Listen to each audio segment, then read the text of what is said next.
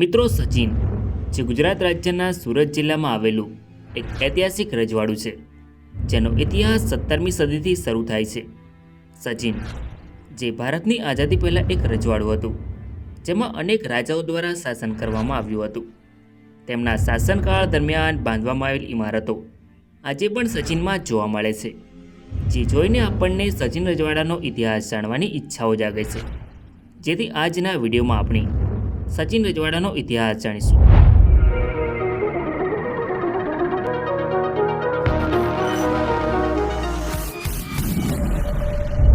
નમસ્કાર મિત્રો, તો સ્વાગત છે એક નવા વિડીયોમાં. સો ફ્રેન્ડ્સ, હું છું ધર્મેશ અને ધર્મેશ પટેલ યુટ્યુબ ચેનલમાં તમારું સ્વાગત છે. સો ફ્રેન્ડ્સ, આજના વિડીયોમાં આપણે સચિન રજવાડાનો ઇતિહાસ જાણીશું. સો વિડીયોમાં છેલ્લે સુધી બન્યા રહો.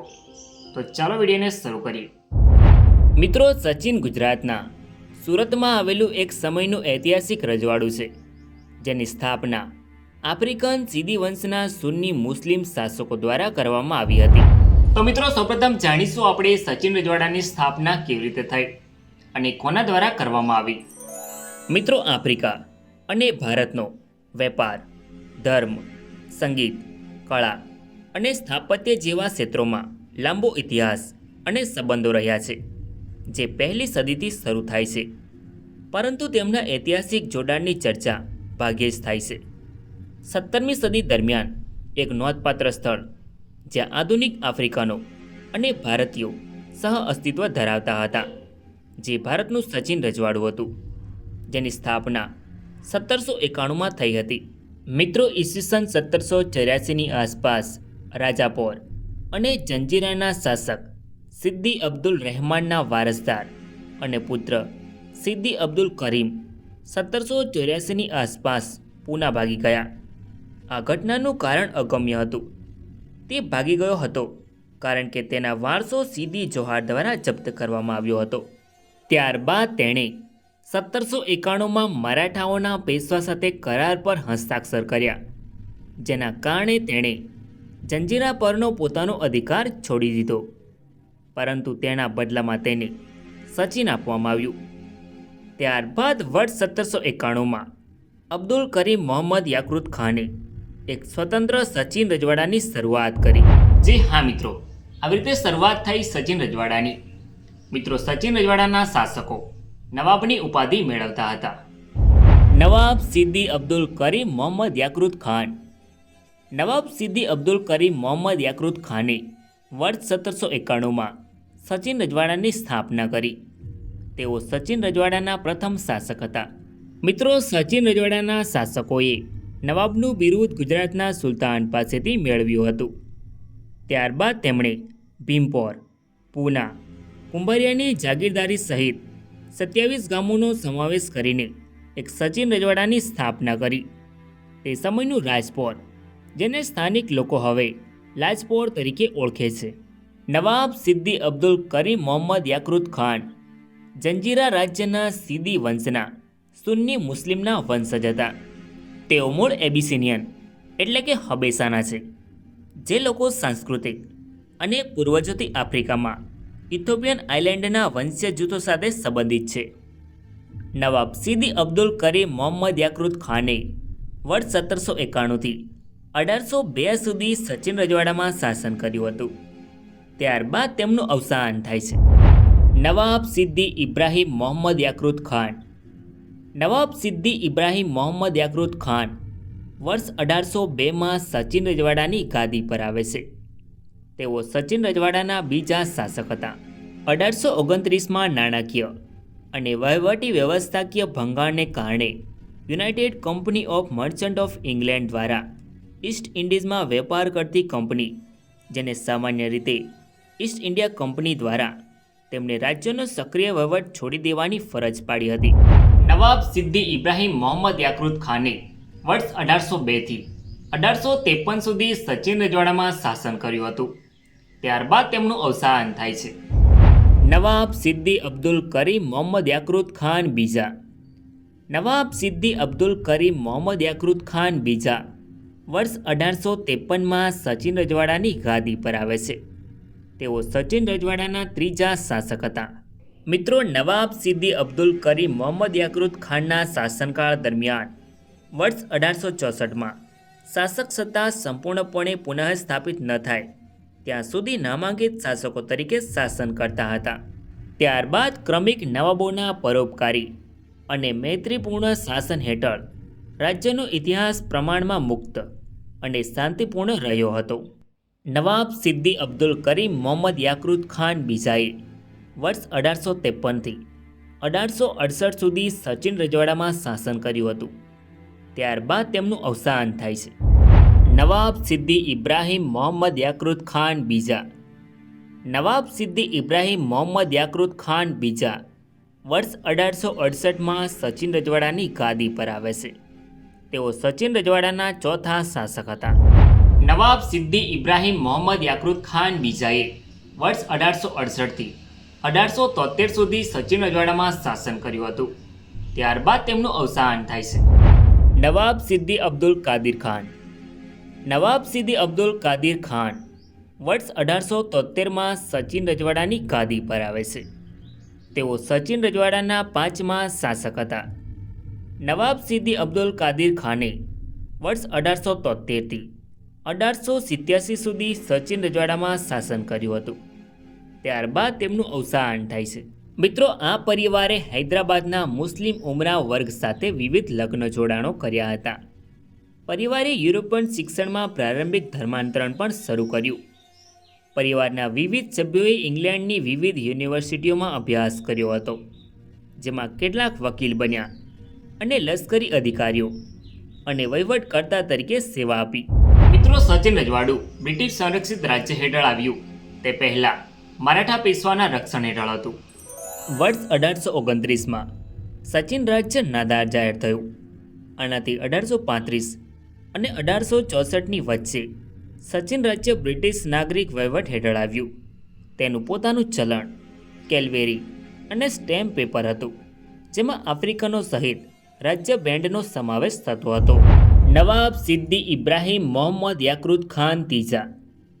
નવાબ સિદ્દી ઇબ્રાહિમ મોહમ્મદ યાકુત ખાન ત્રીજા વર્ષ 1887માં સચિન રજવાડાની ગાદી પર આવે છે.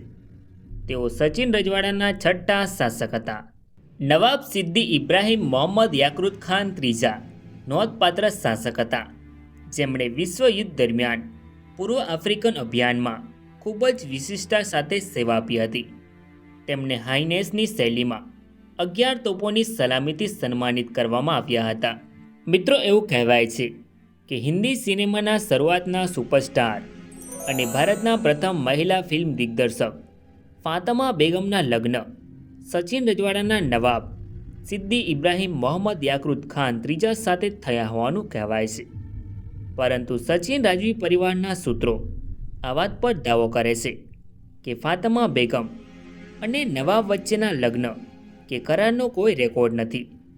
તેઓ એવો પણ દાવો કરે છે કે નવાબે તેમના બાળકો સુલતાના, જુબેદા અને શહેજાદીને પોતાના તરીકે ઓળખ્યા હોય તેવો કોઈ રેકોર્ડ નથી. ફાતિમા બેગમની પુત્રી સુલતાના શરૂઆતની ભારતીય ફિલ્મોમાં મુખ્ય વ્યક્તિ બની હતી. સુલતાનાની નાની બહેન ઝુબેદા 1931માં ભારતની પ્રથમ બોલતી ફિલ્મ આલમ આરામાં મુખ્ય અભિનેત્રી બની હતી. મિત્રો, સચિન રજવાડાના છઠ્ઠા નવાબે ડુમસ બીચનું નામકરણ કર્યું અને વિકાસ કર્યો. અહીંયા તે સમયે ઘોડાદળનું આયોજન પણ કરવામાં આવતું હતું. મિત્રો, કેટલાક નવાબોના સમયમાં સચિન રજવાડામાં, ખાસ કરીને નવાબ સિદ્દી ઇબ્રાહિમ મોહમ્મદ યાકુત ખાન ત્રીજાના સમયમાં કેટલાક ચોક્કસ ઓર્ડર અને કેટલાક એવોર્ડો લાયક વ્યક્તિઓને આપવામાં આવતા હતા, જેમાં નિશાન-એ-સરદારી ઓગસ્ટ 1918માં નવાબ સિદ્દી ઇબ્રાહિમ મોહમ્મદ યાકુત ખાન ત્રીજા દ્વારા સ્થાપિત તેને 2 વર્ગોમાં એનાયત કરવામાં આવ્યો હતો. પ્રથમ વર્ગ સોનામાં અને બીજો વર્ગ ચાંદીમાં. તમઘા-એ-લિયાકત-એ-ખિદમત એટલે કે મેરિટોરિયસ સર્વિસ મેડલ. આ એવોર્ડ ઓગસ્ટ 1918માં સ્થપાયેલ અને 2 વર્ગોમાં એનાયત હતો. પ્રથમ વર્ગ ગોલ્ડ મેડલ અને દ્વિતીય વર્ગ સિલ્વર મેડલ. નિશાન-એ-યાકુત-ઉઝ્માન. આ એવોર્ડ 1907માં નવાબ સિદ્દી ઇબ્રાહિમ મોહમ્મદ યાકુત ખાન ત્રીજાના સમયમાં સંપૂર્ણ શાસન સત્તામાં આવવાની યાદમાં સ્થાપિત કરવામાં આવ્યો. જે એક વર્ગમાં રજત ચંદ્રક એનાયત કરવામાં આવ્યો. નિશાન એ સુલતાન મંજૂર આ એવોર્ડની સ્થાપના એક જ વર્ગમાં કરી હતી, જેમાં એક રજત ચંદ્રક એનાયત કરવામાં આવ્યો હતો. નિશાન એ હદાની આ એવોર્ડ એક જ વર્ગમાં રજત ચંદ્રક એનાયત કરવામાં આવ્યો હતો. મિત્રો, નવાબ સિદ્દી ઇબ્રાહિમ મોહમ્મદ યાકુત ખાન ત્રીજાએ વર્ષ 1881થી 1930 સુધી સચિન રજવાડામાં શાસન કર્યું હતું. ત્યારબાદ તેમનું અવસાન થાય છે. નવાબ સિદ્દી હૈદર મોહમ્મદ યાકુત ખાન. નવાબ સિદ્દી હૈદર મોહમ્મદ યાકુત ખાન વર્ષ 1930માં સચિન રજવાડાની ગાદી પર આવે છે. તેઓ સચિન રજવાડાના 7મા શાસક હતા. નવાબ સિદ્દી હૈદર મોહમ્મદ યાકુત ખાન સચિન રજવાડાના છેલ્લા શાસક હતા.